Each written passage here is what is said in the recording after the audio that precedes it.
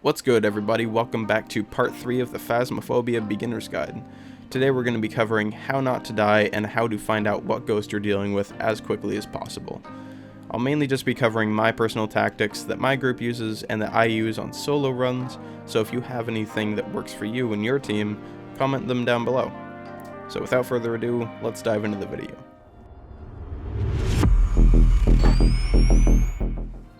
Starting off for the day, we're talking about the beginning of your match. Now, the amount of prep time that you have before the ghost can hunt and kill you completely depends on your difficulty level.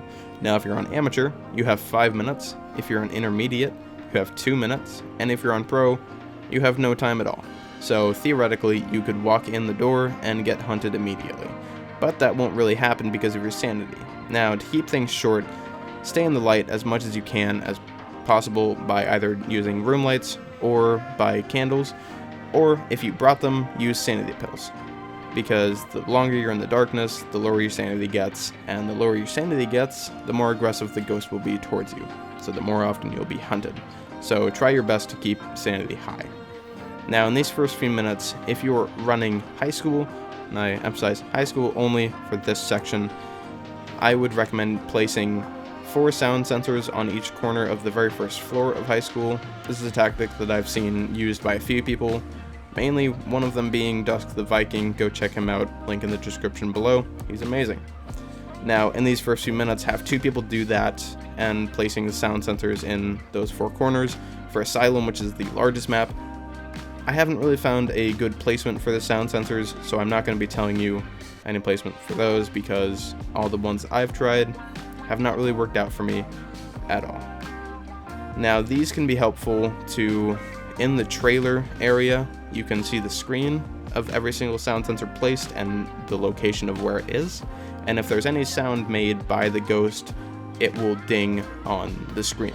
So you can kind of roughly find out where the ghost is if you have someone in there watching the screen while the other people are doing the next thing, which is having 2 people going around the map with one EMF reader and 1 thermometer, and going from room to room, checking both of those things until you pretty much find that room. It'll be pretty easy. Sometimes there will be things being pushed off tables or things just being interacted with in general that will really help you find where the ghost is. So just keep an eye out for those things, and then once you find the room, that leads us to our next section.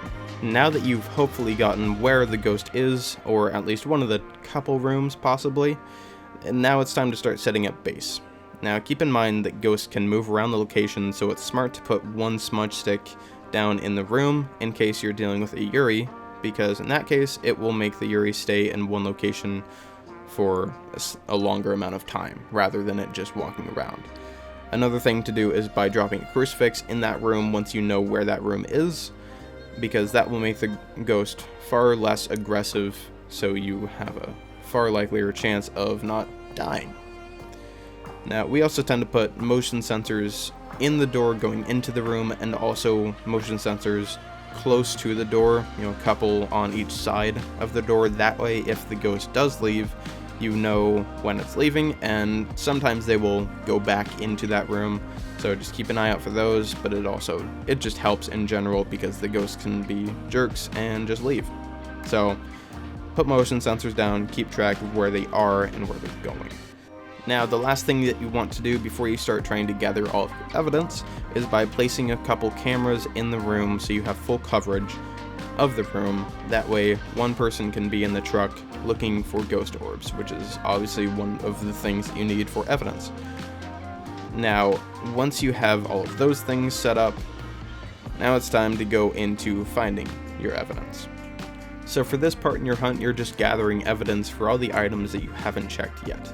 The first thing that my group does in this part is by throwing a ghost book in the room that we know the ghost is in. Now, not all the time you're going to get writing because not all ghosts will, but they usually write pretty fast, kind of like a starving artist wanting to show you their work. So if you don't get any writing in the first couple minutes, I would say that you're not going to get any writing at all. After you threw the book in there and have either seen evidence or not, have someone go in there with a UV flashlight looking for prints, fingerprints, footprints, anything like that.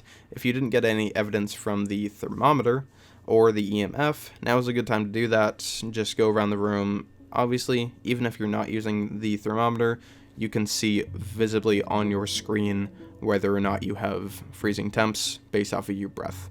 So that one, it isn't the most crucial thing for evidence-wise because it's pretty noticeable. But for EMF, obviously be looking for a level 5. Next up, for some being me, this is terrifying when you have to do it alone, and obviously that is the spirit box. For the spirit box, make sure before you start your run to just look on the board and see if the ghost will respond to everyone or only respond when people are alone.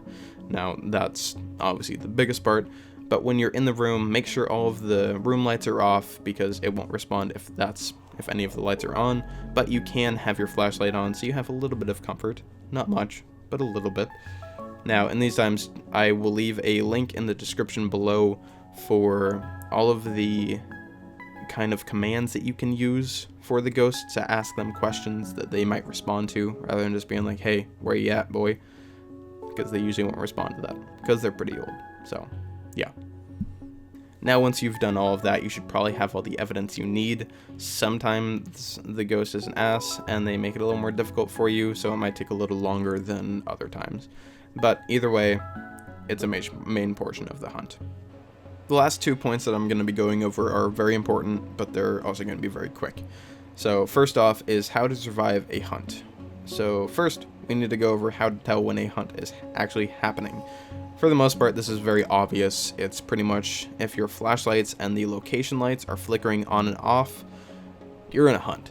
So immediately once you notice that, shut up and turn your flashlights off and look for a room or a closet to hide in, because if you hide, sooner you can hide, you're probably gonna live. Now, go into a room, hide. Something that I've found, at least in VR, is if you have a strong flashlight, look at the flashlight, like the actual lens of it, because you can still see it flickering on and off, even though it won't actually even be shining anywhere. So that's something kind of cool that you can do in VR, just to help you know when the hunting phase is actually still going on and when it's done. Because if your light is flashing still, it's on, and if your light is not, well, obviously, it's not hunting anymore. And last but not least is completing objectives and getting money. Now, for these objectives, it's usually things like getting an EMF reading, getting a reading below 10 degrees Celsius on your thermometer, and getting a picture of dirty water in the sink, etc., all those type of things. You'll see them on the board. For these, they're pretty self-explanatory. It kind of tells you, obviously, what to do. With the dirty water in the sink, sometimes you'll get lucky and the ghost will automatically turn on the water and you'll be lucky, but most of the time you don't really see that, so you kind of have to ask the ghost, and it goes like this, just, can you turn on the sink? That's all you have to ask. It's nothing, it's not rocket science, just ask it, hey, turn on the sink, there you go. Sometimes it'll be cool and do it, sometimes you'll have to ask it a few times because it's stubborn as hell. So just keep on asking, you'll usually get them to actually turn on the sink. Now for money, this is mainly being used with the photo camera, aka the film camera. Now for these things, you want to snap pictures of writing in the ghost book. If you found a bone in the location, take a picture of that. Also, take the bone, you get more money if you take that, but you also get money for taking a picture of it. So take a picture of the bone, then take the bone. Take pictures of fingerprints, of voodoo dolls, of a Ouija board if you find one, and then of course dirty water in the sink, and obviously take a picture of the ghost. You'll get extra money for doing all of these things, some more than others, obviously a picture of the ghost being the most amount of money that you will get. So pretty much bring a few film cameras with you, because only for those you have 5 rules. So bring a few, take pictures of a lot of stuff, there you go. Alrighty everyone, that's it for part 3 in the beginner's guide of Phasmophobia. If you and your group have any different tactics that work for you, be sure to comment them down below. If you like the video and want to support the channel, be sure to hit the like button, it really does help. And if you want to see more videos about Phasmophobia or anything else VR related, be sure to subscribe and turn on the notification bell.